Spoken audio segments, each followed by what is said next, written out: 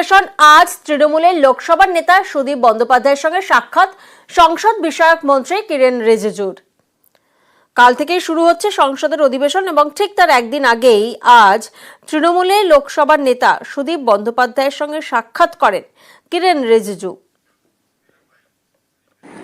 প্রোটেম স্পিকারের জটিলতাটা আরো তৎপরতার সঙ্গে দক্ষতার সঙ্গে আলোচনা করে সিদ্ধান্ত নিলে হয়তো মিটে যাওয়া সম্ভবপর ছিল, কিন্তু এই মুহূর্তে একটু জটিলতা এসেছে, কোনো সন্দেহ নেই। প্রোটেম স্পিকার সংক্রান্ত যে বিষয়টি আজকে যেখানে দাঁড়িয়ে আছে, আমাদেরকে হয়তো এই পরিস্থিতির বাইরেই থাকতে হবে। না, আমার পক্ষে বসা সম্ভব না, কারণ দলের নির্দেশই আমার কাছে শেষ কথা।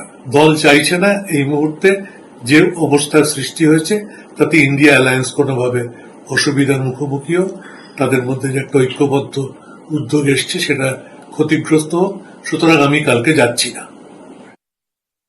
It's always great time spending and learning from him, and we look forward to cooperate. Of course, politically there may be differences on certain issues, but functioning of the House is the responsibility of all the honourable members. So we will really work together with proper coordination, and I look forward to get proper guidance and also cooperation from Sudip Da.